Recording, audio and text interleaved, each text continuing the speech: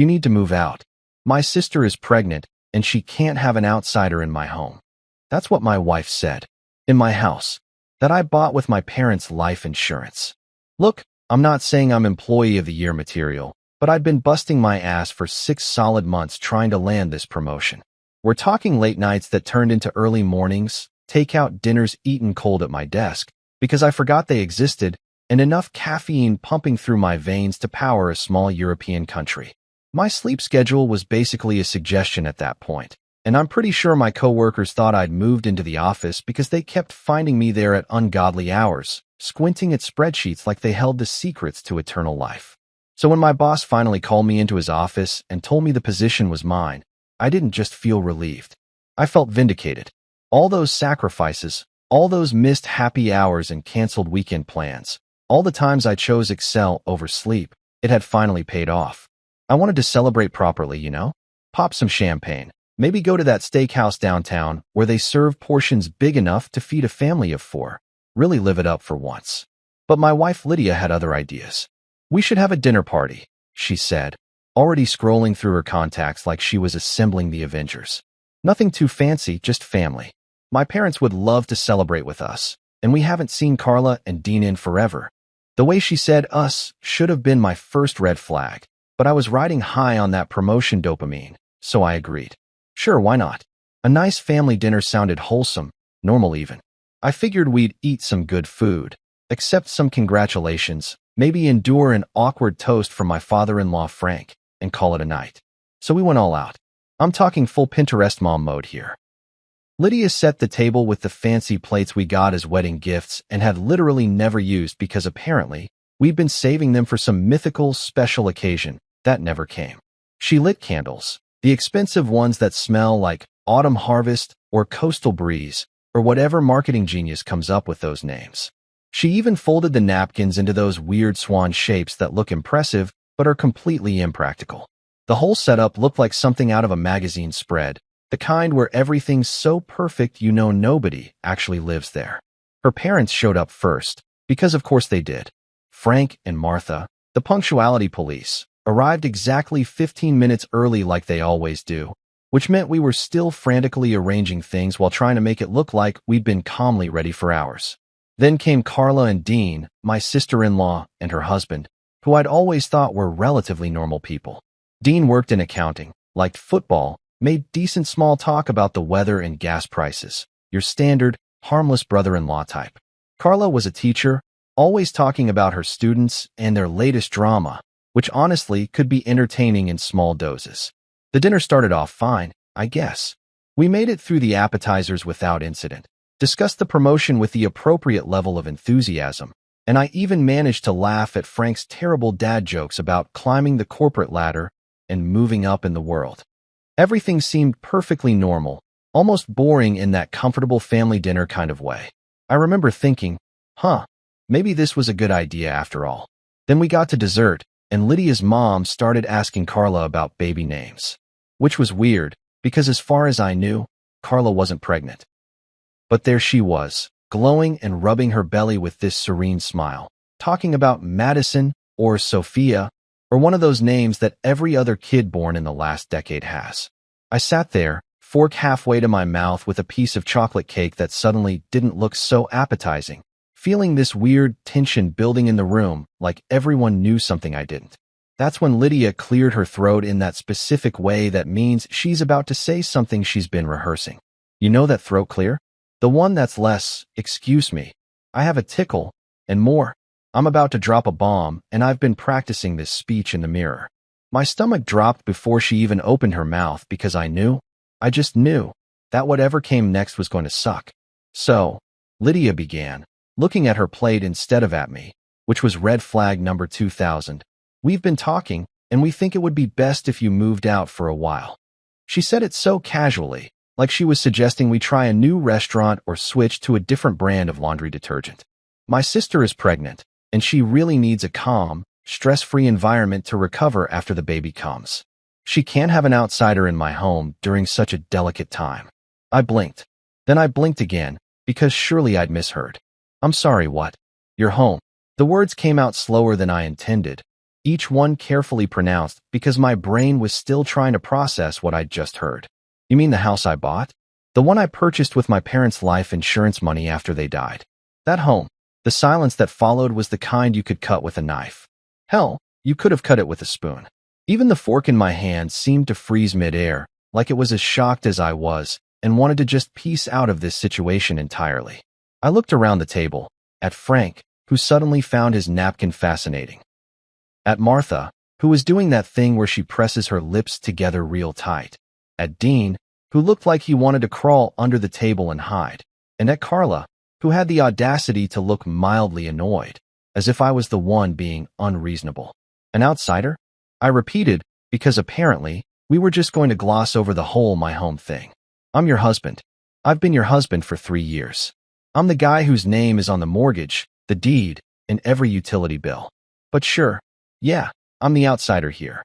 Lydia sighed like I was being difficult, like I was the one causing a scene at what was supposed to be MY celebration dinner. Don't be dramatic, she said. Carla needs support right now, and you're at work all day anyway. It just makes sense. Makes sense. Those 2 words rattled around in my brain like marbles in an empty jar. What made sense was celebrating my promotion in my own house without being told I needed to pack up and leave. What made sense was my wife supporting me instead of conspiring with her family to kick me out. What made sense was literally anything other than what was happening right now. I set down my fork carefully because at that moment, I didn't trust myself not to throw it across the room. Let me get this straight, I said, keeping my voice as level as possible. You invited me to a dinner party to celebrate MY promotion, just to tell me I need to move out of MY house so your sister can have a calm environment. Did I wake up in the Twilight Zone? Is this punked? Where's Ashton Kutcher? Nobody laughed. Nobody even cracked a smile. They all just sat there looking at me like I was the problem, like I was being selfish for not immediately agreeing to this insane plan. And that's when it really hit me. This wasn't a spur-of-the-moment suggestion. This was planned, coordinated. They'd all discussed this before coming over, probably had a whole group chat about it, maybe even rehearsed their arguments. This entire dinner was an ambush disguised as a celebration, and I'd walked right into it like an idiot, holding a bottle of expensive wine and a smile. The chocolate cake sat untouched on my plate, mocking me with its perfect frosting swirls, while my promotion, my hard-earned, sleep-deprived, 6 months of hell promotion, became nothing more than background noise to the main event. My wife and her family trying to evict me from my own damn house. Best celebration ever. So apparently, the moment Carla peed on that little plastic stick and saw 2 pink lines, she was automatically upgraded to some kind of untouchable deity. I'm talking full-blown royal treatment here, like she'd been personally appointed by the Queen of England. Or maybe Beyoncé, since that seems to be Lydia's actual higher power. Suddenly, every conversation in my house revolved around what Carla needed, what Carla wanted, what would make Carla most comfortable during her delicate condition. Never mind that women have been having babies since, oh I don't know, the literal beginning of human existence, and most of them managed to do it without commandeering someone else's house like it was a hostile corporate takeover. The morning after that disastrous dinner party, Lydia sat me down with this dead serious expression like she was about to explain quantum physics to a golden retriever. Carla needs to recover in a quiet space after the baby comes, she said, her hands folded in her lap, all prim and proper. Somewhere peaceful, away from stress and negative energy. The way she emphasized negative energy while looking directly at me made it pretty clear who she thought was the main source of said negativity. Spoiler alert, it was me, the guy who'd been stupid enough to think his own home was actually his own home. But here's where it got really good. Lydia launched into this whole spiritual wellness speech that sounded like she'd been binge-watching too many YouTube videos about crystal healing and chakra alignment. Apparently, the baby, who, let me remind you, hadn't even been born yet and was currently about the size of a large avocado, needed a positive male-free aura to thrive. I'm not making this up. Those were actual words that came out of my wife's mouth with complete sincerity, like she was citing peer-reviewed medical research instead of something she probably read on some mommy blog run by someone named Moonbeam, who sells essential oils out of her garage. I sat there for a solid 10 seconds, just processing this absolute nonsense, before I started laughing. Not a polite chuckle or a nervous giggle, but a full-on, head thrown back, belly laugh that probably could have been heard by the neighbors. A male-free aura? I managed to get out between gasps. So what's the plan here exactly? You're going to turn my office, the one I actually use for work, into some kind of pastel-colored nursery? And what am I supposed to do? Just hover outside the house like some kind of toxic ghost? Should I start identifying as furniture so I can stay? Would that work with your spiritual consultant? Lydia was not amused. Her lips pressed into that thin line that meant I was supposed to be taking this seriously, but honestly, how could anyone take this seriously? We were talking about evicting a fully grown man from his own property because a fetus supposedly needed better vibes. If this was a movie plot, critics would pan it for being too unrealistic. That's when Carla herself chimed in from the living room, where she'd apparently been lounging on my couch, like Cleopatra on her barge. She placed one hand delicately on her stomach, which, by the way, barely even showed yet, and whispered in this breathy, martyr-like voice, "Stress isn't good for the baby." She said it like she was delivering the final line in an Oscar-worthy performance, all tragic and wounded, as if my very presence in my own house was somehow equivalent to exposing her unborn child to radioactive waste. "Oh, trust me," I shot back, unable to stop myself. "The baby's not the only one stressed right now. In fact, I'd venture to say the guy being kicked out of his own house might be experiencing just a teensy bit of stress too. But hey, what do I know? I'm just the outsider with the mortgage payments." Carla gasped like I'd just suggested drowning puppies, her hand flying to her chest in that dramatic way that would have made a soap opera actress proud. "How can you be so insensitive?" she breathed. "I'm carrying a life inside me. A precious, innocent life that deserves nothing but peace and harmony." "You know what else deserves peace and harmony?" I said, standing up because I couldn't sit still anymore. "The guy who bought this house with his dead parents' life insurance money. That guy would really appreciate some peace and harmony too, preferably in the home he legally owns and pays for every single month." Lydia shot me a look that could have frozen hell over.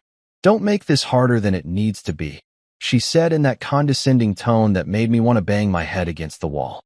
"We're all just trying to do what's best for the baby." "Harder? Harder? Lady, you were literally trying to evict me from property that had my name on the deed, and I was supposed to just smile and pack my bags like I was checking out of a hotel?" The audacity was truly breathtaking. I had to admire it, in a way. It took real confidence to tell someone to leave their own house and then act like they were the unreasonable one for objecting. "So let me paint you a picture of what I'm hearing," I said, crossing my arms and leaning against the doorframe. "Carla here, who has her own house with her own husband, needs to move into my house because apparently her house doesn't have the right feng shui or whatever. And I, the actual owner of this property, need to find somewhere else to live because my masculine energy is apparently toxic to a fetus. Do I have that right? Is that the game plan we're going with?" Lydia sighed heavily, like I was a difficult child who wasn't understanding simple instructions. "It's not forever," she said, as if that made it better. "Just until the baby is born and Carla gets back on her feet. A few months, tops." "A few months," I repeated flatly. "And where exactly am I supposed to live during these few months? Should I pitch a tent in the backyard? Maybe sleep in my car? Ooh, I know. I could rent a motel room with my promotion money. The money I earned from that job I've been killing myself at. That sounds fun and financially responsible." "You could stay with your brother," Lydia suggested, like she'd really thought this through and had all the answers. "Or get a short-term apartment lease. Lots of people do it. Lots of people do it," I echoed, feeling my blood pressure rising to dangerous levels. "Lots of people get kicked out of their own homes by their wives so their pregnant sisters-in-law can play house. Is that a common thing now? Is there a support group I should join?" Carla made this wounded noise from the couch, her eyes getting all watery like she was about to cry. "I didn't realize I was such a burden," she said softly, because of course she was going to play the victim card. "I just thought family was supposed to help each other. But if my presence is such an inconvenience—" "Oh no, don't do that," I said, holding up my hand. "Don't twist this around like I'm the bad guy here. Your presence isn't the problem. The problem is that you want to move into my house and kick me out of it. Those are two very different things. If you wanted to visit for a weekend, great. If you needed help with something, awesome. But taking over my entire house and treating me like I'm trespassing? That's not family helping each other. That's a hostile takeover with a pregnancy as the excuse. Lydia stood up then, her jaw set in that stubborn way that meant this argument was far from over. We're doing this, she stated flatly. Carla needs us, and we're going to be there for her. If you can't understand that, then maybe you need to take a long look at what kind of person you really are. And there it was, the emotional manipulation cherry on top of this absurd sundry. Suddenly, I wasn't just refusing to give up my house. I was failing some kind of moral test, proving myself to be selfish and uncaring. Never mind that I'd worked my ass off for months to get a promotion we both benefited from. Never mind that I'd bought this house in the first place, creating a home for us with money that came from the worst moment of my life. None of that mattered now because I wasn't willing to become homeless for the royal fetus and its mother. I looked at my wife, really looked at her, and wondered when exactly she decided that her sister's comfort was more important than her husband's basic right to live in his own home. When had that shift happened? Had it always been there, lurking under the surface, just waiting for the right excuse to emerge? Wow, I finally said, because what else was there to say? Just wow. The next morning, I woke up hoping that maybe, just maybe, the previous night had been some kind of stress-induced fever dream brought on by too much work and not enough sleep. You know that feeling when you wake up after a nightmare and you're like, thank God none of that was real. Yeah, I was really banking on that. But nope. Reality came crashing back the moment I smelled bacon cooking downstairs and heard Lydia humming in the kitchen. And not just any humming. She was humming Independent Women by Destiny's Child. That song about throwing your hands up at me, buying her own diamonds and rings, and basically not needing a man for anything. The irony was so thick I could have spread it on toast. Here was my wife, humming about financial independence in the house that I bought with my money, cooking breakfast with groceries I paid for, getting ready to kick me out so her sister could move in rent-free. Beyoncé would be so proud. I laid there for a solid 5 minutes, staring at the ceiling, wondering if this was actually my life or if I'd somehow stumbled into an alternate dimension where logic didn't exist and married men got evicted from their own homes for having the audacity to possess testosterone. I dragged myself out of bed and headed downstairs, still clinging to some stupid hope that maybe we could have a rational conversation about this whole situation. Maybe in the light of day, with some coffee and a clear head, Lydia would realize how absolutely insane this plan was. Maybe she'd laugh and say, "Oh my God, what were we thinking last night? That was crazy. Let's forget the whole thing." Spoiler alert, that's not what happened. She was standing at the stove, flipping pancakes like everything was totally normal, like she hadn't just tried to evict her own husband the night before. She was wearing my old college t-shirt and her hair was up in one of those messy buns that somehow looked cute on her. And for a second, just a second, I remembered why I'd married her in the first place. Then she smiled at me and said, "Good morning, babe. Sleep well?" And the illusion shattered completely because apparently we were just going to pretend that last night didn't happen. "Actually, no," I said, pouring myself a cup of coffee that I desperately needed if I was going to survive this conversation. "I didn't sleep well. Turns out getting kicked out of your own house really messes with your REM cycles. Who knew?" I couldn't help the sarcasm. It was my default defense mechanism at this point, the only thing keeping me from completely losing it. Lydia set down her spatula and turned to face me with this patient expression, like she was a kindergarten teacher dealing with a difficult child who wouldn't share his crayons. "You're being dramatic again," she said, shaking her head. "We talked about this. It's just temporary. It's not that big of a deal." "Not that big of a deal," I repeated, taking a long sip of my coffee because I needed a second to process the sheer audacity of that statement. "Right? Yeah, getting kicked out of the house you own is totally no big deal. Happens all the time. I bet there's a whole subreddit dedicated to it. Maybe I should start a blog. 30 Days of Homelessness, brought to you by my in-laws." She rolled her eyes, which was apparently her new favorite response to anything I said. "Stop being sarcastic. You're not going to be homeless. We already talked about this. You can stay with your brother, or get a short-term rental, or there are plenty of extended stay hotels that are actually pretty nice." Oh, extended stay hotels. How could I forget? I set my coffee mug down harder than necessary. That's exactly what I want to do with my promotion money. Blow it all on a hotel room, while my wife and her sister throw a baby shower in my living room. That sounds like a fantastic use of my resources. It's not forever, Lydia said, turning back to the pancakes. You can move back in after Carla has the baby and get settled. A few months, tops. And honestly, you're gone so much for work anyway, you probably won't even notice. I stared at her back, watching her flip pancakes with casual ease, and something inside me just snapped. Not in an angry way, but more like a clarity way, like someone had suddenly turned on all the lights in a dark room, and I could finally see what had been there all along. When exactly can I move back in? I asked, keeping my voice calm and level. Give me a specific timeline here. When does Carla plan to leave? Lydia shrugged, still not looking at me. After the baby's born and she's recovered. Like I said, a few months. Define recovered, I pressed. Are we talking 6 weeks? 3 months? 6 months? A year? Because recovered is pretty vague, and I've got a sneaking suspicion that the goalposts are going to keep moving here. First, it's until the baby's born. Then it's until she's recovered. Then it's until the baby's sleeping through the night. Then it's until the baby's walking. Then it's until the kid graduates high school. When does it end, Lydia? She spun around then, the spatula in her hand like a weapon. Why are you being so difficult about this? It's my sister. She's pregnant. She needs help.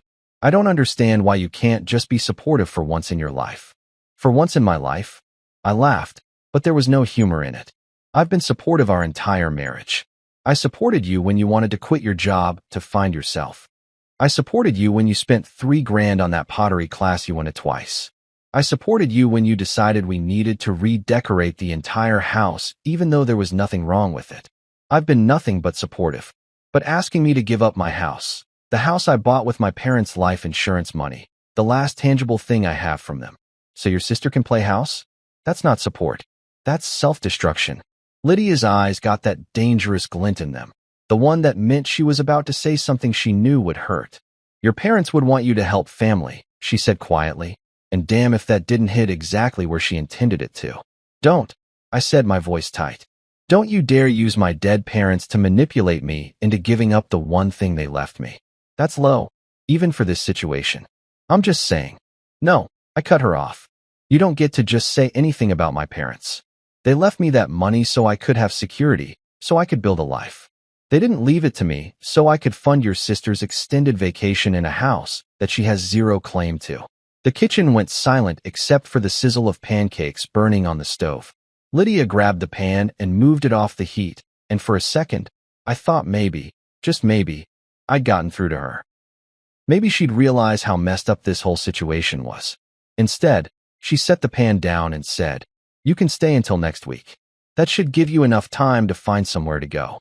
I nearly choked on my coffee. Next week? Oh, fantastic. A whole 7 days to pack up my life and find a new place to live. That's so generous of you.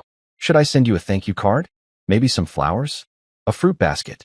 Stop being sarcastic, she snapped, which was hilarious because sarcasm was literally the only thing keeping me sane at this point. I'm trying to be reasonable here. Most people would just tell you to leave immediately. Most people, I said slowly, wouldn't be kicking their spouse out of a house that spouse legally owns. Most people would recognize that this is completely insane. Most people would tell their pregnant sister to stay in her own damn house with her own damn husband. Lydia crossed her arms, her jaw set in that stubborn way I'd come to recognize over the years. Carla's house is too small. Dean works from home, and she needs quiet. They don't have a nursery set up. We have the space here. It makes sense. It makes sense, I repeated, feeling like I was stuck in some kind of absurdist play. Okay, let's logic this out. Carla and Dean have their own house. A house they presumably bought or rent because they're adults with jobs. But their house is too small and doesn't have a nursery. So the obvious solution is for them to take over MY house, kick me out, and turn MY office into their nursery. Do I have that right? Is that the master plan? You're oversimplifying things, Lydia said, but she couldn't quite meet my eyes. No, I'm actually simplifying them perfectly, I shot back. You're overcomplicating things by inventing reasons why your sister, who is a grown woman with her own home and husband, needs to move into our house and displace me in the process. If she needs help after the baby's born, cool, I'm all for it. She can visit. We can bring meals. We can babysit. There are approximately 800 different ways to support a new mom that don't involve evicting me from my own property. It's not just my decision, Lydia said, which was a new one. My parents think it's a good idea too. Even Dean agrees. Oh, Dean agrees, I said flatly. The guy who gets to keep living in his own house agrees that I should give up mine. Yeah, I bet he's really torn up about it. I bet he's just devastated that I have to leave while he gets to stay comfortable. The sacrifice must be killing him. Lydia grabbed a plate and started stacking pancakes on it with more force than necessary. Fine. If you feel that way, then fine. But you're still leaving next week. This isn't up for discussion anymore. And there it was. The conversation was over, decided, done.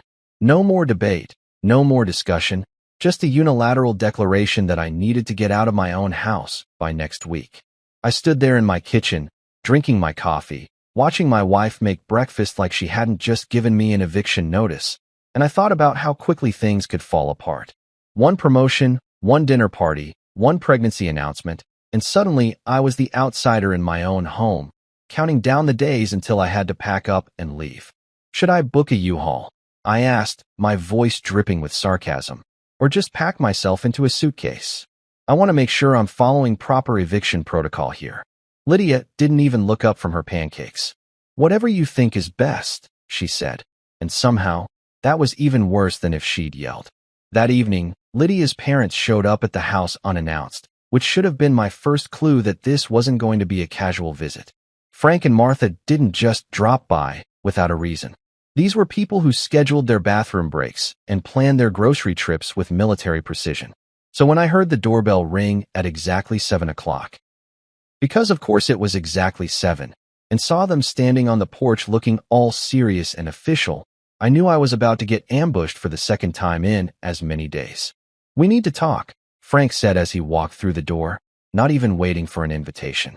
He was wearing his serious dad outfit, khakis, a polo shirt, and those ridiculous white New Balance sneakers that every middle-aged dad apparently gets issued upon turning 50. Martha followed behind him, carrying what looked like a casserole dish, because apparently we were going to have an intervention with a side of green bean casserole. Nothing says, we're about to tell you how to live your life, quite like uninvited dinner. Lydia ushered them into the living room like she'd been expecting them, which she probably had been because this whole thing reeked of coordination.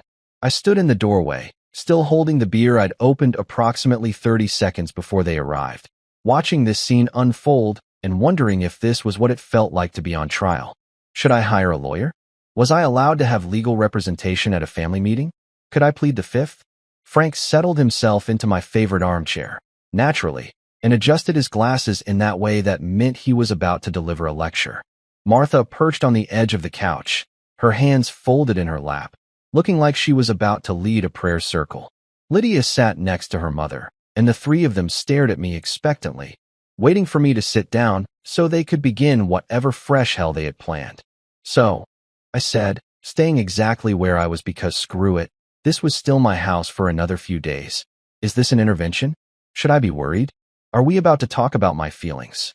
I took a sip of my beer, maintaining eye contact with Frank because I wasn't about to let him think he had the upper hand here. Frank cleared his throat importantly, like he was about to deliver the State of the Union address. Son, he began, which was already annoying because I wasn't his son and we both knew it. We need to discuss this situation with Carla. I think there's been some misunderstanding about what we're asking of you. Oh, there's been no misunderstanding, I said cheerfully. You want me to move out of my house so your pregnant daughter can move in. I understood that perfectly. Crystal clear, actually. I'd say the communication was excellent. Martha made this little tooting sound with her tongue, the one that said she thought I was being difficult. There's no need for that tone, she said gently, which somehow made it worse than if she'd just been openly hostile. We're all family here. We should be able to talk about this calmly. You're right, I agreed, setting my beer down on the coffee table without using a coaster because I was feeling petty. Let's talk about it calmly.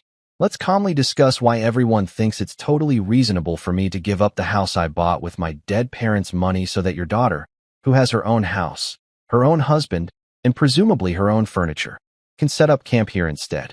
Frank held up his hand like he was directing traffic. Now, let's not get emotional about this. Let's look at the facts. Carla is pregnant. Pregnant women need comfort and support during a very vulnerable time in their lives.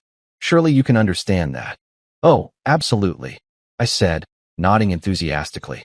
I totally understand that pregnant women need comfort and support.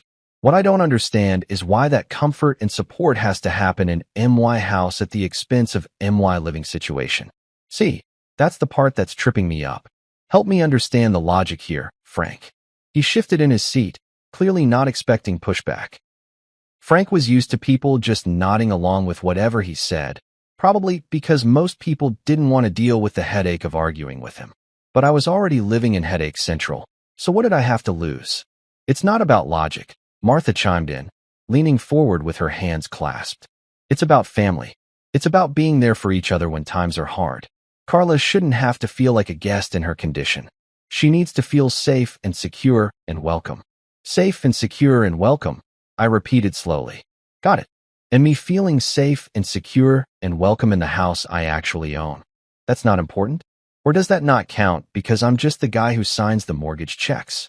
You're being deliberately obtuse, Frank said, his patience clearly wearing thin. Nobody's saying you don't matter. We're saying that right now, in this moment, Carla's needs take priority. It's temporary. A few months. Surely you can make that sacrifice for family. Here's what I'm hearing, I said, starting to pace because I couldn't sit still anymore. I'm hearing that when Lydia needs something, we use my house. When Lydia's sister needs something, we use my house. When Lydia's parents want to have this little intervention, we use my house. But when I need something, like, oh, I don't know, a place to live, suddenly we need to talk about sacrifice and priorities and family obligations. Does that about sum it up? Lydia finally spoke up, her voice tight with frustration. Why are you being so selfish about this? It's not like we're asking you to give up the house forever. We're asking you to be flexible for a few months while your sister-in-law goes through one of the most challenging experiences of her life. Selfish, I said, the word tasting bitter in my mouth. I'm selfish. The guy who worked himself into the ground for 6 months to get a promotion that benefits both of us. The guy who bought this house in the first place, creating a home for us. The guy who's apparently supposed to just pack up and leave because his wife's sister got knocked up. Yeah, I'm the selfish one here. That makes total sense. Frank adjusted his glasses again, which I was starting to realize was his tell when he was about to say something he thought was particularly wise. Son, you must understand. Pregnant women need comfort. They need stability. They need a peaceful environment free from conflict and stress. Right now, with you being so resistant to helping, you're creating exactly the kind of stress that Carla doesn't need. The audacity of that statement actually made me laugh. Wait. Let me make sure I'm following this correctly. Carla needs a stress-free environment. So the solution is to kick me out of my own house, which is definitely stressful for everyone involved. But somehow I'm the one creating stress by pointing out how insane this is? Is that what you're telling me? Because that's some Olympic-level mental gymnastics right there. That's not what I'm saying, Frank protested, but his face was getting red in that way that meant he knew I had a point and he didn't like it. No, I think it is what you're saying. I continued on a roll now. You're saying that Carla's comfort is more important than mine, that her needs supersede my basic right to live in my own house, that her pregnancy somehow gives her the authority to just commandeer my property like it's a spare bedroom at a hotel she's checking into. Martha stood up then, smoothing down her cardigan in that fussy way she had. I think you need to take a step back and really think about what kind of man you want to be, she said, and her tone was so condescending I wanted to throw something. Do you want to be the kind of man who helps his family in their time of need? Or do you want to be the kind of man who puts his own convenience above the well-being of a pregnant woman and her unborn child? Oh, we're doing this, I said, nodding. We're going straight for the guilt trip. Excellent strategy. Really pulling out all the stops here. Let me ask you something. Martha, when Dean decided to marry Carla, did he have to sign away the rights to his own home? Is there some kind of contract I missed where I agreed to give up everything I own the second someone in your family gets pregnant? Nobody's asking you to give up everything, Lydia said, her voice rising. Stop being so dramatic. We're asking for a temporary arrangement to help my sister. That's it. That's all this is.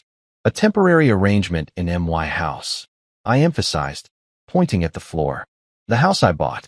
The house I pay for. The house that has my name on the deed. remember that piece of paper? The legal document that says this property belongs to me. Frank stood up too, trying to reclaim some authority in the situation. Legal ownership isn't everything. Marriage is a partnership. What's yours is hers, what's hers is yours. That's how it works. Funny how that only seems to apply when it benefits her family. I shot back. I don't see you telling Carla that what's hers is mine. I don't see anyone suggesting that maybe Dean should give up his house, so I have somewhere to go. That partnership talk only flows one direction, apparently. Because you're being unreasonable, Martha insisted.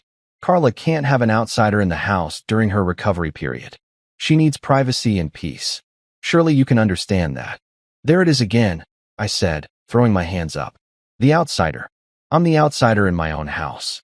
The house I bought with the life insurance money from my parents who died in a car accident 3 years ago. But yeah, I'm the outsider. Carla, who's known this house for all of 5 seconds, she's family. She belongs here. Me? I'm just some random dude who happened to purchase the property and maintain it and pay all the bills. The room went quiet after that. Frank and Martha exchanged looks. Lydia stared at her hands, and I stood there feeling like I'd just run a marathon. This was exhausting. Fighting with my wife was exhausting. Fighting with her parents was exhausting. The whole situation was one giant, exhausting mess that I never asked for and didn't know how to fix. Dean, bless him, had been sitting silently in the corner this entire time, probably wishing he was literally anywhere else. Smart man.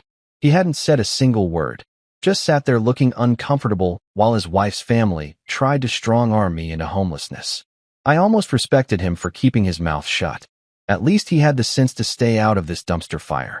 I installed the central air in this house. I said finally, my voice quieter now, but no less firm. Last summer, when it was 95 degrees and Lydia was miserable, I paid for it out of pocket, $3,000 that I saved up for months. And you know what? I didn't ask anyone's permission. I didn't call a family meeting. I just did it because it was my house and I wanted my wife to be comfortable. That's what you do when you own something. You invest in it. You take care of it. You make it better. Frank started to say something, but I held up my hand. I'm not finished. I'm just trying to wrap my head around how we went from me owning this house to me being an outsider in it. That's a pretty big leap, and I'd love to understand the thought process that got us here. After sitting through what felt like an hour of circular logic and emotional manipulation disguised as family values, I'd had enough. There's only so much nonsense a person can take before something inside them snaps, and I'd officially reached my limit. While Frank droned on about sacrifice and Martha nodded along like a bobblehead, I quietly excused myself and walked to my study, leaving them to continue their little intervention without me. I could hear Lydia calling after me, asking where I was going, but I didn't answer. I had a point to make, and I was going to make it in the most dramatic, satisfying way possible. My study was my sanctuary, the one room in the house that was completely mine. I had my desk in there, my books, my diplomas on the wall, and most importantly, my filing cabinet where I kept all the important documents. I unlocked the bottom drawer and pulled out the folder I needed, the one containing the property deed, mortgage documents, and all the paperwork that proved beyond any shadow of a doubt that this house belonged to me. Not to Lydia, not to her family, not to the royal fetus and its mother, just me. I walked back into the living room holding that folder like it was Excalibur, and I was about to pull it from the stone. Everyone stopped talking and looked at me, probably wondering if I was about to have a complete breakdown.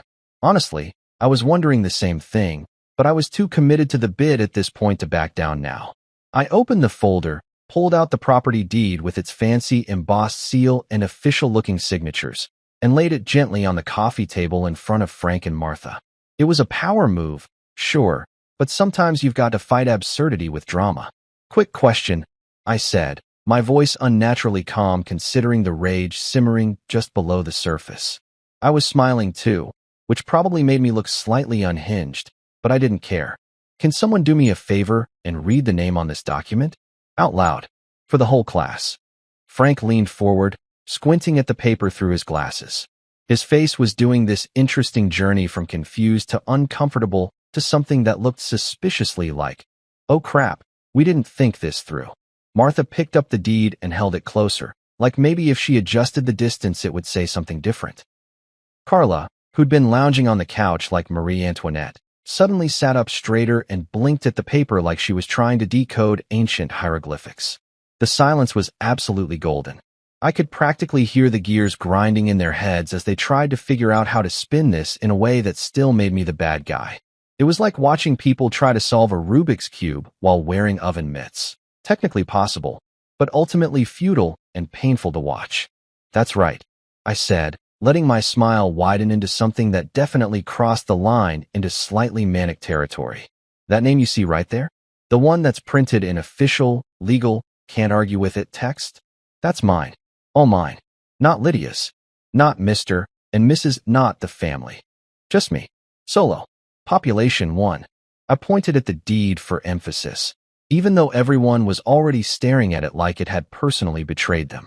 I bought this house with my parents' life insurance money. You know, the money I got after they died in a car accident 3 years ago. The money that was literally the only thing I had left of them besides photographs and grief.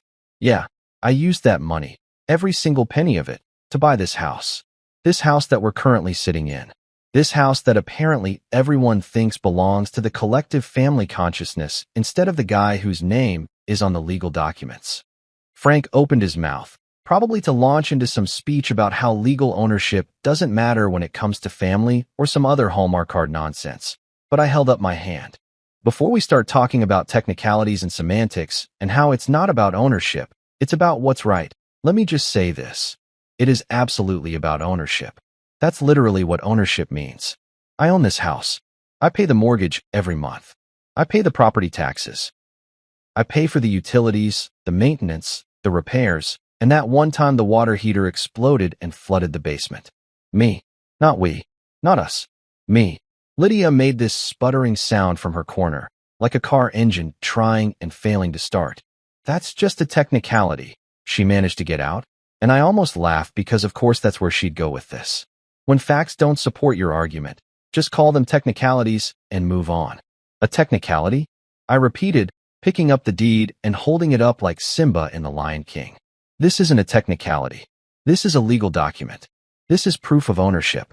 This is the thing that says when the property tax bill comes, my name is on it. When something breaks, I'm responsible for fixing it. When the mortgage payment is due every month, it comes out of my account. Those aren't technicalities. Those are facts. Cold, hard, legally binding facts.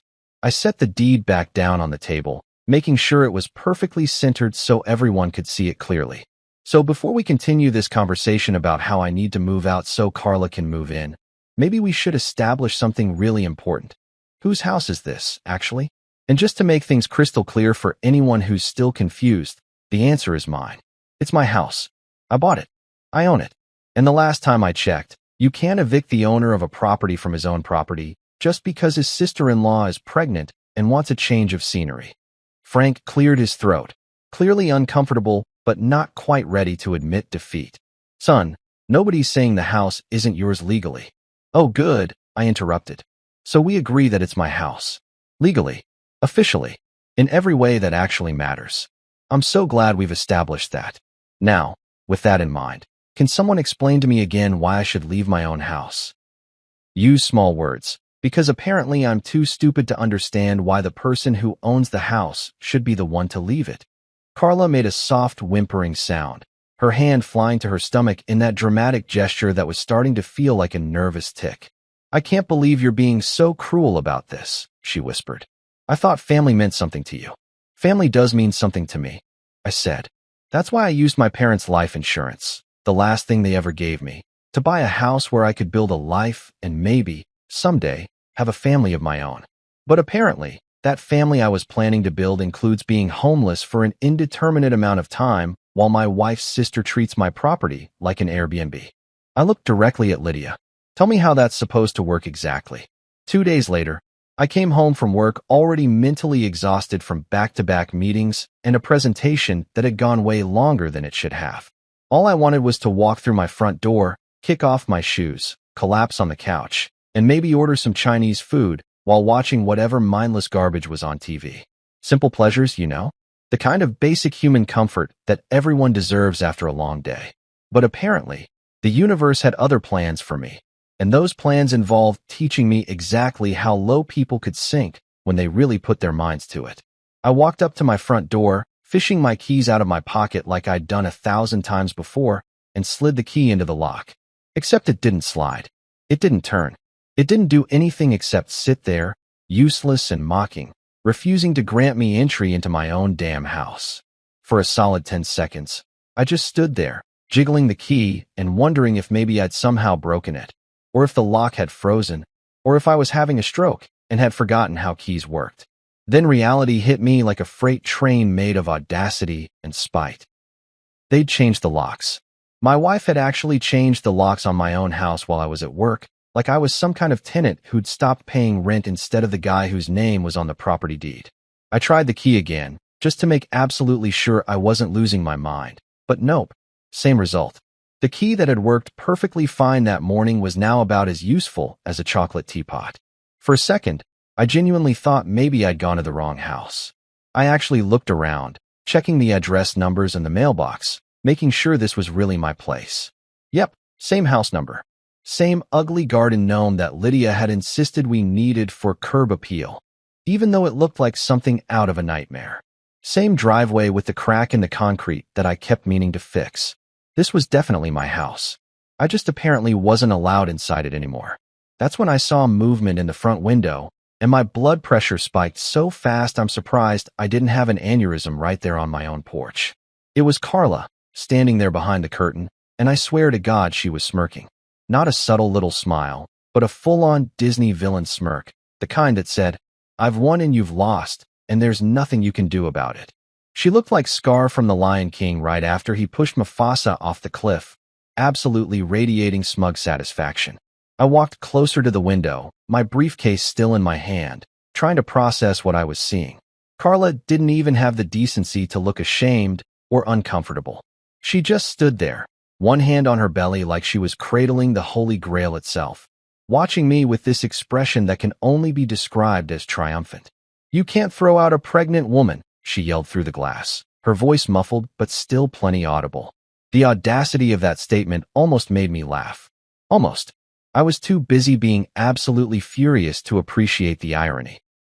"You mean from my house?" I yelled back, gesturing broadly at the structure around us. "The house I bought. The house with my name on the deed? That house. Because last time I checked, you can't throw someone out of a house they don't live in, and you definitely can't change the locks on someone else's property." But Carla just smiled wider and slammed the window shut, disappearing behind the curtains like some kind of villain retreating to her lair after delivering a dramatic monologue. I stood there on my own front porch, briefcase in one hand, useless keys in the other, staring at my closed and locked front door, and thought about how absolutely surreal my life had become. This wasn't just crossing a line. This was taking a running leap over the line, doing a backflip, and landing in a completely different zip code where apparently laws and common decency didn't exist. I walked back to my car in a daze, my brain trying to catch up with what had just happened. They'd actually done it. They'd actually changed the locks and locked me out of my own house. Not asked me to leave. Not waited for me to find another place. Just straight up changed the locks while I was at work, like I was some kind of squatter instead of the homeowner. I sat in my car in my own driveway, staring at my own front door that I could no longer open, and had what I can only describe as an out-of-body experience. Was this real life? Had I somehow stumbled into an alternate dimension? Was I being punked by some elaborate hidden camera show? I looked around for camera crews, but found nothing except my neighbor Mrs. Henderson peeking through her curtains, probably wondering why I was sitting in my car instead of going inside my house like a normal person. The worst part wasn't even being locked out. The worst part was the sheer boldness of it all. Lydia hadn't even warned me. No text, no phone call, no, "Hey honey, just a heads up, we're changing the locks today because we're insane." Just boom. Come home from work to find yourself homeless. It was like being fired, except instead of losing your job, you lost your house. And instead of getting a severance package, you got a sister-in-law smirking at you through your own window. I pulled out my phone, my hands shaking slightly from a mixture of rage and disbelief, and stared at the screen for a solid minute before I decided what to do. I could call Lydia and scream at her, which would probably feel good in the moment, but wouldn't actually solve anything. I could try to break into my own house, which seemed insane but was technically legal since I owned it. Or I could do what any rational person would do when they've been illegally locked out of their own property. Call the cops. So I sat there in my car, in my driveway, looking at my house that I bought with my dead parents' insurance money, my house that I'd spent 3 years maintaining and improving and paying for, and thought about how I'd really married the landlord of hell. Lydia wasn't just kicking me out. She was staging a hostile takeover with her pregnant sister as the figurehead and her parents as the board of directors. It was corporate warfare, except the corporation was my marriage and the hostile takeover was my living room. I dialed 911, and when the operator answered, I took a deep breath and said the most surreal sentence I'd ever spoken. Hi. Yes, I need to report that I've been locked out of my own house. By my wife and her pregnant sister. Yes, I'll hold. Welcome to rock bottom, population me. The police showed up about 20 minutes later, which felt like an eternity when you're sitting in your car staring at your own front door like it's some kind of abstract art piece you're trying to understand. 2 officers stepped out of the patrol car, a tall guy who looked like he'd seen everything and a younger woman who was already pulling out a notepad like she knew this was going to be a story worth documenting. I got out of my car and met them on the sidewalk, trying to look as sane and reasonable as possible, which is harder than you'd think when you're explaining that your wife locked you out of your own house. So let me make sure I understand this correctly, the tall officer said, his hand resting on his belt in that casual cop way that somehow manages to be both relaxed and authoritative at the same time. This is your house. Your name is on the deed. Yes, sir, I said, pulling out my phone to show him photos of the property deed I'd wisely taken pictures of after the whole family meeting debacle. Bought and paid for with my money. I can show you the mortgage statements, the property tax bills, my driver's license with this address. Whatever you need to verify that I actually live here and haven't just wandered up to some random house claiming it's mine. The officer looked at the documents, then at the house, then back at me with an expression that somehow conveyed both sympathy and exhaustion. And your wife is inside right now? With her sister? Her pregnant sister. I clarified, because apparently that detail mattered to everyone involved in this circus. Who has her own house, by the way, with her own husband, but decided my house was better, I guess. Better feng shui, or whatever. The female officer made a note on her pad, and I saw the corner of her mouth twitch like she was trying not to smile. Sir, she said, looking up at me, we see this kind of thing every week. Family drama with a real estate twist. It's like a really depressing episode of House Hunters. House Hunters, Hostile Takeover Edition, I said, and this time she did smile, just a little. It was nice to know that at least someone found humor in my nightmare. The tall officer, his name tag said Morrison, walked up to my front door and knocked with that authoritative cop knock that sounds different from a regular knock. It's got weight to it, the kind that says, we're not leaving until you open this door. I stood behind him, still holding my briefcase like a security blanket, watching my own front door and wondering what fresh hell was about to unfold. Lydia opened the door, and I watched her face go through an entire journey of emotions in about 2 seconds flat. Surprise, then recognition, then this calculated transformation into the most delicate, fragile flower you've ever seen. Her whole demeanor changed, shoulders slumped, voice going soft and worried, eyes getting all wide and innocent. If there were Olympic medals for sudden personality changes, she would have taken gold. Officers, she said breathlessly, one hand flying to her chest like she was clutching pearls she wasn't wearing. Please, you have to understand. He's stressing out my pregnant sister. She's in a very delicate condition, and we just need some peace and quiet. The doctor said stress isn't good for the baby. I rolled my eyes so hard I'm surprised they didn't fall out of my head and roll down the driveway. Of course she was playing the stressed pregnant sister card. Of course that was the angle. Because nothing says, we're the victims here, quite like locking the homeowner out of his own property. Officer Morrison's expression didn't change at all. He'd clearly seen this exact performance before, probably multiple times. Ma'am, he said in a tone that was professional but had zero patience in it. Do you live at this residence? Well, yes, Lydia said, confused about where this was going. I'm his wife. We live here together. And is your name on the property deed? Lydia's face did that thing where you can literally see someone realize they've made a terrible miscalculation. No, but, ma'am, you're illegally occupying his property, Officer Morrison said, cutting through her excuses like a hot knife through butter. You can't lock the legal owner out of his own house. That's not how property law works, even if you're married to him. The female officer, Officer Chun, according to her name tag, stepped forward. You have two options here, ma'am. You can open the door voluntarily and let him in, or we can charge you with illegal lockout and trespassing. Your choice, but I'd recommend option 1.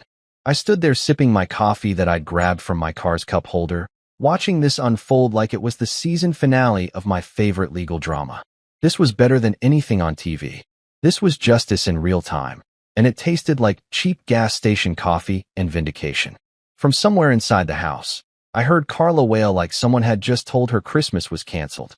"This is discrimination," she shrieked, her voice carrying through the open door. "You can't do this to a pregnant woman. I have rights." Officer Chen raised an eyebrow. "Ma'am, you have the right to stay in your own home, which, according to these documents, is not this one. What you don't have is the right to illegally occupy someone else's property and change the locks. But my sister needs me." Carla appeared in the doorway now, full dramatic mode engaged, both hands on her belly, like she was protecting the baby from the evil police who were apparently persecuting pregnant women for sport. "The baby needs a calm environment. You're going to cause me to go into early labor. You're 6 months pregnant," I pointed out, because I couldn't help myself. "That's not how early labor works. Also, you know what's calm? Your own house. The one you have, with your husband in it." Morrison turned to me with an expression that clearly said, "Please let us handle this," but I could see the hint of amusement in his eyes. He turned back to Lydia. "Ma'am, I'm going to ask you one more time. Are you going to let the property owner into his own house? Or are we going to have a problem here?" Lydia looked at Carla. Carla looked at Lydia. They seemed to be having some kind of silent sister communication, probably telepathically discussing their options, which were rapidly dwindling. Finally, Lydia's shoulders sagged in defeat. "Fine," she spat out, glaring at me like I was the villain in this story. "Fine, but this isn't over." "Oh, I'm pretty sure it is," I said cheerfully, stepping forward as she moved aside. "But hey, thanks for keeping the place warm for me. Really appreciate it." Officer Morrison handed me a card. "Sir, I'd recommend changing those locks back as soon as possible. And maybe consider having a serious conversation about your living arrangements." "Way ahead of you, officer," I said, pocketing the card. "And by serious conversation, I'm assuming you mean call a lawyer, right?" He just smiled and tipped his hat. "Have a good evening, sir. Try to keep it peaceful." As the officers walked back to their car, I stood in the doorway of my own house. Finally, blessedly, legally in my own house, and watched Lydia and Carla storm around collecting their things with the fury of two people who just realized they'd severely miscalculated. Carla was muttering under her breath about police brutality and discrimination, while Lydia was slamming drawers and throwing clothes into a suitcase like she was starring in a very angry montage. "You'll regret this," Lydia hissed as she dragged her suitcase past me. I leaned against the doorframe, coffee still in hand, feeling more relaxed than I had in weeks. "Oh, I'm sure I will," I said. "Probably right around the time when my electric bill drops by 50% and I stop finding the refrigerator mysteriously empty every other day."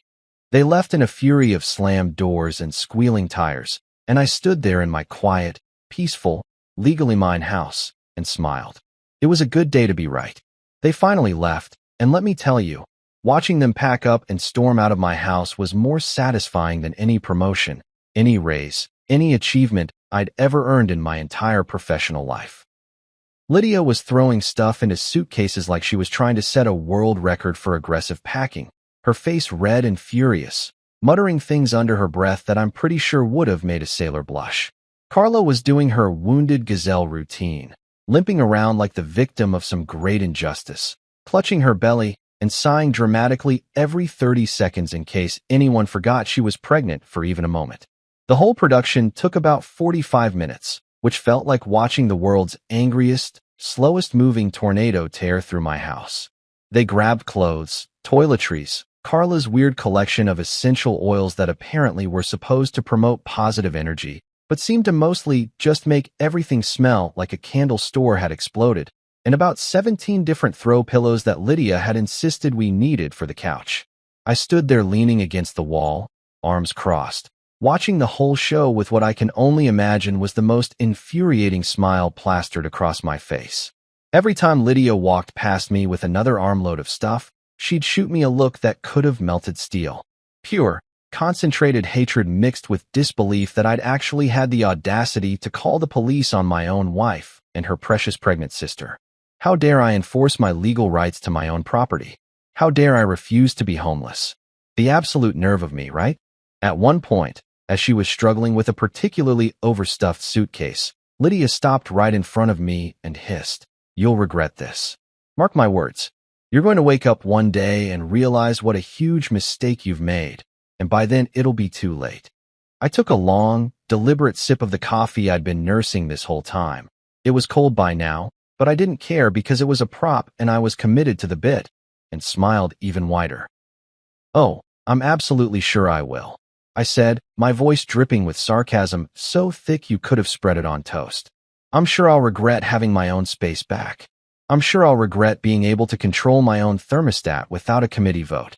I'm sure I'll really miss the days when my electric bill was through the roof because someone kept running the air conditioning at 62 degrees while simultaneously opening all the windows for fresh air. Those were the days, truly." Lydia's jaw clenched so hard I thought her teeth might crack.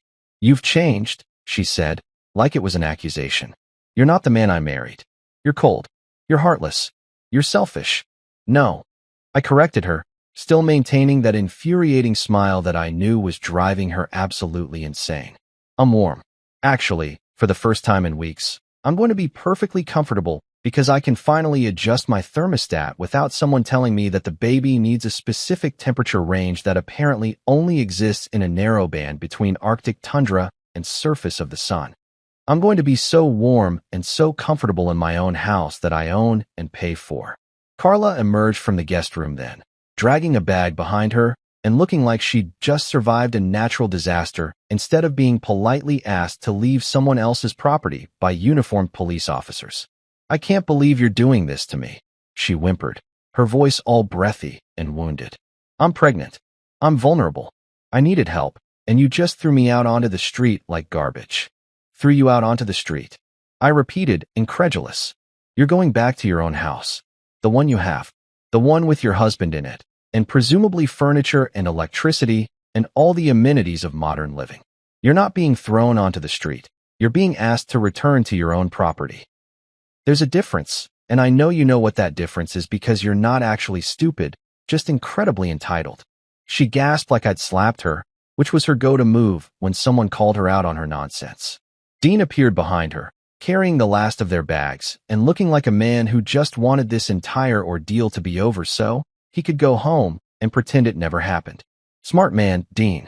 He'd barely said a word this entire time. Probably because he'd figured out early on that there was no winning in this situation and the best strategy was to keep his head down and his mouth shut. "Let's go," he said quietly to Carla, putting a hand on her shoulder. "We should get home." "Home," Carla repeated bitterly, shooting me one last venomous look. "To our tiny, inadequate house that doesn't have enough space for a baby." "Your house is 1,500 square feet," I pointed out, because I'd been to their place and it was perfectly nice. "People raise entire families in apartments smaller than your house. You'll be fine. The baby will be fine. Everyone will be fine, and you'll all be fine in your own space instead of trying to colonize mine." They finally made their way to the front door, loaded down with luggage and attitude and shattered dreams of commandeering my property. Lydia paused in the doorway, turning back to look at me one last time with tears in her eyes. Real ones, I think, which almost made me feel bad until I remembered that she'd literally changed the locks on my own house while I was at work. "I hope you're happy," she said, her voice cracking. "I hope this house was worth destroying our marriage over." And you know what? I almost laughed. Almost. Because the sheer audacity of that statement, the implication that I was the one who destroyed our marriage by refusing to be made homeless, was so perfectly, beautifully absurd that it deserved its own standing ovation. But I didn't laugh. Instead, I just looked at her, really looked at her, and said the most honest thing I'd said in weeks. "I didn't destroy our marriage by wanting to live in my own house, Lydia. You damaged it by deciding your sister's temporary comfort was more important than your husband's basic rights. But hey, Maybe I'm wrong. Maybe marriage is supposed to be about one person giving up everything while the other person takes whatever they want. I must have missed that part in the vows. She didn't have a response to that. She just turned and walked out, Carla wobbling dramatically behind her, Dean bringing up the rear with a mumbled sorry, man, that I almost didn't catch. I watched them load everything into Carla's SUV, watched them pull out of my driveway, watched the taillights disappear down the street, and then I closed the door. My door. To my house. That I could lock with my own keys that actually worked because I hadn't changed the locks on myself like some kind of bizarre property rights self-sabotage. The silence that followed was absolutely incredible. Not just quiet, but peaceful. The kind of peace you only notice when chaos finally stops. I stood in my entryway for a solid minute, just listening to the nothing, appreciating the absence of dramatic sighs and pregnancy complaints and passive-aggressive comments about how I was failing as a husband and brother-in-law. Then I walked into my kitchen that I wouldn't have to share with people who didn't pay rent or contribute to groceries, and made myself dinner. Not fancy dinner, just simple dinner. I threw together some pasta with Jared sauce, the kind of basic meal that bachelors everywhere have been perfecting for generations. I didn't have to ask if anyone else wanted some. I didn't have to accommodate dietary restrictions or pregnancy cravings or listen to commentary about how store-bought sauce wasn't as good as homemade. I just cooked my pasta, dumped on my sauce, and sat down at my table to eat in blissful, beautiful silence. After dinner, I grabbed a beer from the fridge, a beer that I knew would still be there tomorrow because no one else was going to drink it, and settled onto my couch to watch whatever I wanted on TV. I found some mindless action movie with lots of explosions and zero emotional depth, the kind of movie that Lydia always complained about, and I watched the entire thing without anyone sighing dramatically or asking if we could watch something else or commenting on how unrealistic the physics were. At one point, I actually talked to my couch. Out loud. I said, "You know what, couch? You're a pretty good couch. I'm glad I bought you. I'm glad you're here." And the couch didn't judge me or tell me I was being weird or suggest that maybe we needed to replace it with something more pregnancy-friendly or whatever insane criteria had apparently become important in my life recently. The couch just existed, solid and supportive, exactly as a couch should be. That night, I slept in my own bed in my own room in my own house, sprawled out in the middle without anyone complaining that I was taking up too much space or that my breathing was too loud or that the room temperature wasn't optimal for fetal development. I slept like the dead, the kind of deep, dreamless sleep that only comes when your stress levels finally drop from actively being evicted from your own home to actually living in peace in said home. Freedom, I discovered, smelled like leftover pizza and tasted like justice. And it was absolutely glorious. 3 days passed. 3 glorious, peaceful, drama-free days where I lived in my house like a normal human being instead of a refugee in my own home. I went to work, came back, made dinner, watched TV, and did all the normal things that people do when they're not being actively evicted by their in-laws. It was mundane. It was boring. It was absolutely perfect.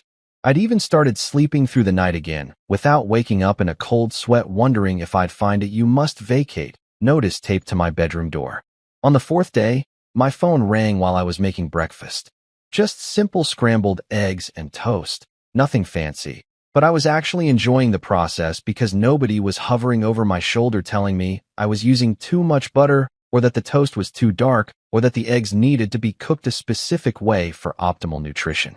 I looked at the screen and saw Lydia's name, and I'll admit, my first instinct was to decline the call and go about my peaceful morning.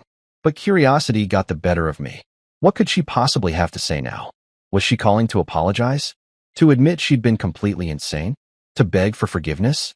Spoiler alert, it was none of those things. I answered the phone and put it on speaker, keeping my hands free so I could continue cooking. "Hello. You humiliated my sister." Lydia's voice came through, tight and angry, no greeting or preamble. Straight to the accusation. "She was crying for hours after you kicked us out." Hours. She couldn't sleep. She couldn't eat. You traumatized a pregnant woman. I flipped my eggs, watching them sizzle in the pan, and took a deep breath before responding.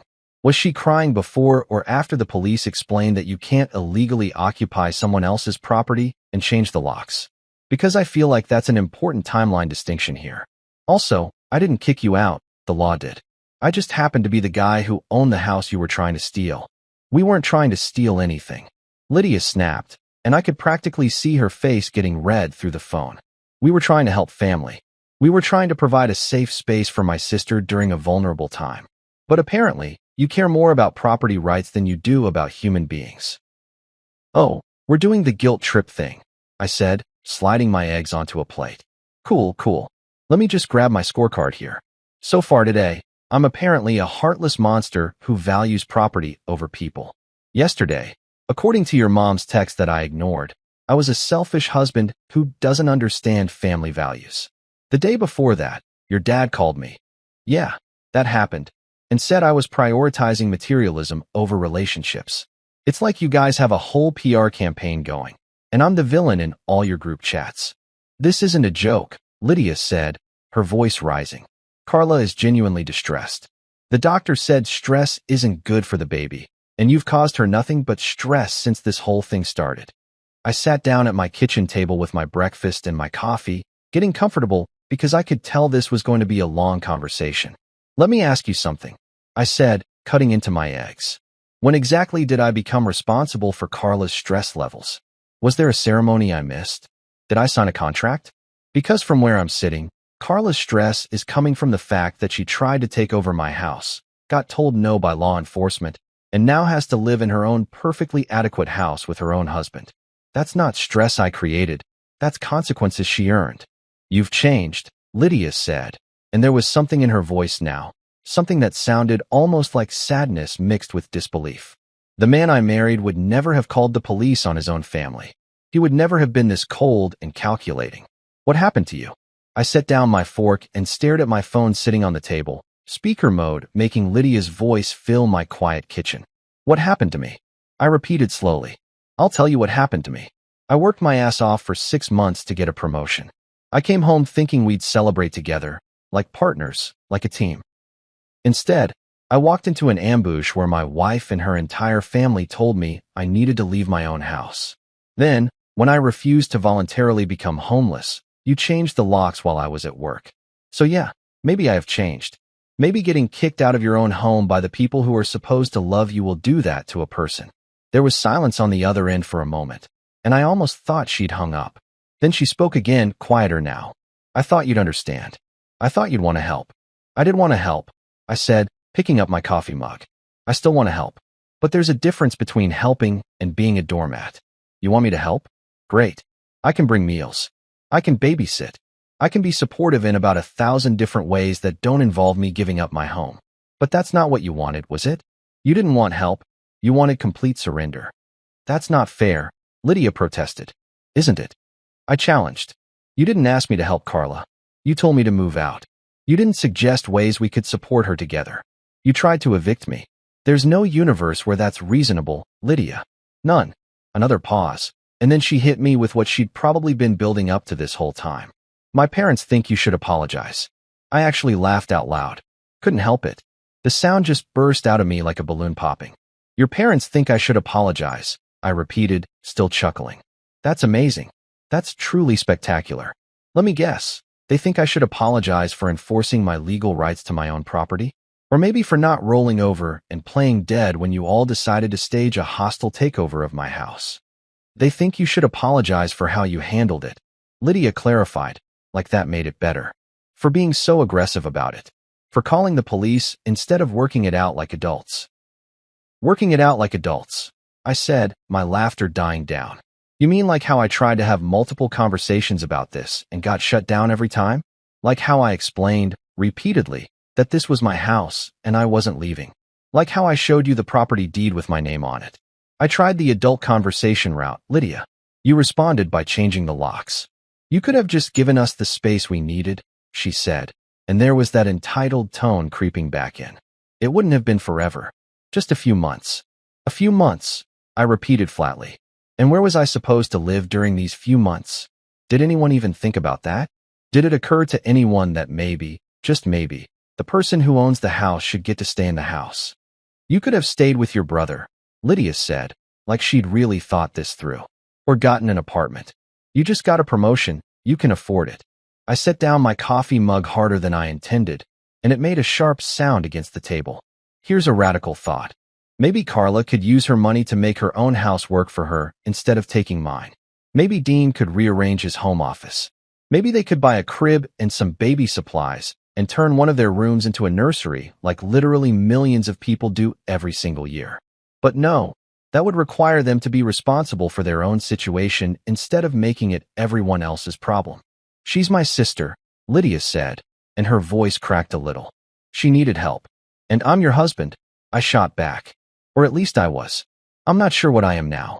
Maybe I'm just the guy who owns the house you wanted to give away to your sister. The silence stretched out between us, heavy and uncomfortable. I could hear her breathing on the other end, could almost picture her standing wherever she was, phone pressed to her ear, trying to figure out what to say next.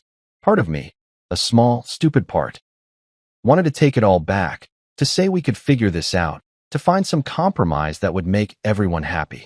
But I knew there was no compromise here. There was only me giving in completely or standing my ground. My parents think you should let Carla stay until she gives birth, Lydia finally said, and I could tell from her tone that she knew this wasn't going to go well, but was saying it anyway. Just until the baby comes. Then she'll leave, I promise. We'll all leave. We just need a little more time. I looked around my kitchen in my house that I'd bought with the last thing my parents ever gave me, and I thought about how easy it would be to just say yes. How simple it would be to avoid the conflict, to be the good guy, to make everyone happy except myself. I thought about packing a bag and finding some furnished apartment or imposing on my brother, sleeping on couches and eating takeout, while my house got turned into a nursery for someone else's kid. I thought about coming back in a few months, or 6 months, or a year, because we all knew, until the baby comes, would somehow turn into, until the baby is older, to find my office converted, my stuff moved, my space violated. And then I thought about my parents, and how they'd worked their entire lives to leave me something, and how they'd never in a million years have expected that I'd give it all away because my wife's sister got pregnant. Tell your parents, I said, my voice perfectly calm and level, that I'll send flowers to the hospital when the baby's born. From my house. The one I'm living in. The one I'm going to keep living in because it's mine. You're being unreasonable, Lydia said, but her voice had lost its edge. She sounded tired now, defeated. No, I corrected her. I'm being clear. There's a difference. I'm done being wishy-washy about this. I'm done entertaining the idea that me living in my own house is somehow negotiable. This is where I stand, and I'm not moving, literally or figuratively. So that's it. Lydia asked, "You're just going to throw away our marriage over this?" "I'm not throwing away anything," I said. "I'm keeping what's mine." If you can't understand the difference, then maybe we need to have a bigger conversation about what marriage means. Because from where I'm sitting, marriage should be about supporting each other, not demanding that one person sacrifice everything for the other person's family. "I can't believe you're being this way," she said quietly. "And I can't believe you changed the locks on my house," I replied. So I guess we're both surprised by each other's behavior. Difference is, mine is legal. There was a long pause, and then Lydia said, "I need to go," and hung up before I could respond. I sat there in my kitchen, staring at my phone screen that had gone dark, my eggs getting cold on my plate. I should have felt guilty. I should have felt bad about being so harsh with her. But mostly, I just felt tired. Tired of explaining myself. Tired of defending my right to live in my own house. Tired of being treated like the villain for not volunteering to be homeless. I picked up my fork and finished my breakfast, even though it was cold now and didn't taste as good. Then I cleaned up my dishes, got ready for work, and went about my day. Because that's what you do when you're an adult living in your own home. You eat breakfast, you clean up after yourself, and you go to work. And you definitely, absolutely, do not apologize for refusing to give away your house to your pregnant sister-in-law. That evening, I sat on my couch with a beer in my phone, and I finally texted back, "I'm not apologizing. Not now, not ever. Hope Carla feels better soon. Hope the baby is healthy. Hope you all find peace in your own homes." I hit send and blocked the number. It was time to start healing, and I couldn't do that while being bombarded with guilt trips and manipulation. Months passed. Not the kind of time that drags on forever when you're miserable, but the good kind that just flows naturally when your life isn't a constant dumpster fire of family drama and property disputes. Fall turned into winter. The leaves changed colors and fell off the trees, and I settled into a routine that was so blissfully normal it almost felt rebellious. Wake up, make coffee in my own kitchen without anyone critiquing my brewing method, go to work, come home to a house that was exactly how I left it, repeat.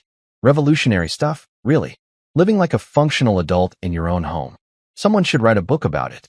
I found out through the grapevine. Okay, through my brother who heard it from his wife, who somehow still kept in touch with Lydia's cousin. That Carla had given birth to a baby girl. 7 pounds, 3 ounces, healthy and screaming. All the usual baby stuff. My phone had been blissfully quiet since I'd blocked Lydia's number, so I didn't get a direct announcement. But honestly, I was fine with that. I did what any reasonable person would do.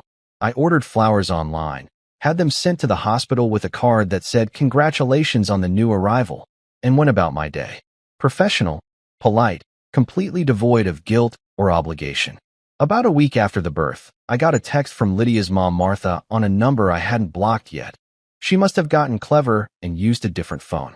The message was short and dripping with passive-aggressive disappointment. You missed the baby shower. I stared at that text for a solid minute, my thumb hovering over the keyboard, considering all the ways I could respond. I could ignore it. I could block this number too. I could write a lengthy explanation about how being excluded from your own home tends to make you less enthusiastic about family events. But instead, I went with something simple and to the point. Oh no. I typed back, my fingers practically dancing across the screen. Did I miss another meeting about how to redecorate my living room? Was there a vote on whether I should be allowed to use my own bathroom? Please, fill me in on all the important decisions that were made about my property in my absence. I didn't wait for a response. I just blocked that number too and added it to the growing list of people who think I should feel guilty for living in my own house. The list was getting pretty long, actually. It included Lydia's parents, her Aunt Susan who I'd met exactly twice, some cousin whose name I couldn't even remember, and apparently several people from Lydia's book club who felt the need to weigh in on my personal life despite never having actually met me. But here's the thing, I didn't feel guilty. Not even a little bit. I'd spent enough time in therapy by this point. Yeah, I'd started going to therapy, best decision I'd made in years, to understand that what had happened wasn't normal or reasonable or something I should feel bad about. My therapist, Dr. Patterson, had this way of cutting through nonsense that I really appreciated. During one session, I'd been rambling about whether I'd been too harsh, and she'd just looked at me over her glasses and said, "Did you kick them out of their own home, or did you refuse to be kicked out of yours?" Point made. Argument 1. Guilt dissolved. I was sleeping well for the first time in what felt like forever. Not just okay sleep, but deep, restful, wake-up actually refreshed sleep. The kind of sleep you get when you're not constantly worried about coming home to find your locks changed, or your office converted into a nursery, or your wife's entire family staging another intervention in your living room. I'd forgotten what it felt like to be relaxed in my own space, to walk through my front door and just feel peaceful instead of anxious. Work was going great too. That promotion I'd killed myself to get? Turns out I was actually pretty good at the job when I wasn't constantly distracted by family drama and eviction attempts. My boss had mentioned the possibility of another raise, and I was actually considering it instead of immediately thinking about how the extra money would probably just get absorbed into someone else's needs and wants. Funny how much clearer you can think when you're not being gaslit about property ownership. I'd started making plans for the house too. Real plans, the kind you make when you know you're actually going to be living somewhere long-term. I was going to redo the basement, turn it into a proper entertainment space with a big TV and comfortable furniture, maybe a bar area. I was going to fix that crack in the driveway that I'd been putting off. I was even considering adopting a dog, something I'd always wanted but Lydia had vetoed because dogs are too much work, and the house will smell, and various other excuses that really just meant I don't want one. The guest room, the one that Carla had briefly occupied like some kind of entitled squatter, I converted into a home gym. Nothing fancy, just some weights, a yoga mat, a pull-up bar. But it was mine, and I used it, and nobody complained about the noise or suggested that maybe the space would be better used for someone else's purposes. Revolutionary concept. Using rooms in your own house for things you actually want. I'd also started renting out my spare bedroom. The one that Lydia and Carla had wanted to turn into a nursery without my permission. I put up an ad online for a roommate, interviewed a few people, and settled on Marcus, a grad student who was quiet, clean, paid rent on time, and had no pregnant relatives who felt entitled to take over the house. He worked odd hours doing research at the university, so we barely saw each other, which was perfect. He paid me actual money to live in a room in my house, which was a novel concept after dealing with people who wanted to live there for free while also kicking me out. Sometimes I'd be sitting on my couch, watching whatever I wanted on TV, eating pizza straight from the box because I was an adult and I could, and I'd just laugh at the absurdity of it all. My wife had tried to evict me from my own house for her pregnant sister. That was a real thing that had actually happened in my life. It wasn't a sitcom plot or a Reddit horror story. It was my actual lived experience. And somehow, I'd survived it. More than survived it, actually. I'd come out the other side with my house, my sanity, and my self-respect intact. The holidays came and went. I spent Thanksgiving with my brother and his family, ate too much turkey, watched football, and had exactly zero conversations about property rights or pregnancy accommodations. It was glorious. Christmas was quiet. Just me and Marcus and a badly decorated tree that leaned slightly to the left because I'd never been good at the whole tree stand thing. We ordered Chinese food and watched Die Hard, debating whether it counted as a Christmas movie. It does, obviously, and anyone who says otherwise is wrong. I got a few texts around the holidays from numbers I didn't recognize, clearly Lydia's family using different phones to get around my blocks. They all had the same basic theme. Family should be together during the holidays, and can't you forgive and move on? And my personal favorite, the baby's first Christmas, and her uncle isn't even there. Uncle. They were calling me uncle, as if I had some kind of obligation to a child whose mother had tried to steal my house. I deleted the messages without responding and went back to my Chinese food and my movie and my peaceful, drama-free holiday. New Year's came, and I made exactly one resolution. Keep the boundaries I'd set. Don't backslide. Don't feel guilty for protecting what was mine. Don't let anyone convince me that standing up for myself was somehow wrong or cruel or selfish. It was a simple resolution, but it felt important. Revolutionary, even in a world that seemed to expect people, especially men, especially husbands, to just roll over and accept whatever their families demanded. One evening in January, I was walking through my house, doing a final check before bed, making sure the doors were locked, turning off lights, the usual routine, and I found myself chuckling. Just standing there in my hallway, shaking my head and laughing at the sheer ridiculousness of everything that had happened. My wife had tried to evict me for her sister. From the home I bought with my parents' life insurance. The last tangible thing they'd left me, and someone had tried to take it away because a baby supposedly needed better vibes. Life DX6XM in my house. Some people only app read. Our PU0 puff hushiated your roof until they were standing outside in the rain, realizing they'd given up shelter for the sake of entitled relatives and impossible demands. Some people needed to lose something before they understood its value. But me? I'd learned my lesson early. I'd learned that peace worth fighting for, that boundaries were worth maintaining, and that sometimes the most you could do was refuse to let people walk all over you. I'd learned that owning property meant more than just having your name on a deed. It meant having the backbone to defend what was yours when people tried to take it. I'd learned that family was important, sure, but so was self-respect. And when forced to choose between the two, I'd choose myself every single time. Loving Guyulithing. As I drifted off to sleep that night, comfortable and warm in my own bed in my own house, I smiled. Tomorrow, Marcus would pay rent on time like he always did. Tomorrow, I'd go to work and home to a space that was mine. Tomorrow, I'd live my life on my terms, in my house, with my rules. And if anyone had a problem with that, well, they knew where the door was. I'd even help them find it if they asked nicely. Peace, I discovered, was best served with sarcasm and a sturdy deadbolt. And maybe some leftover pizza. Life was good.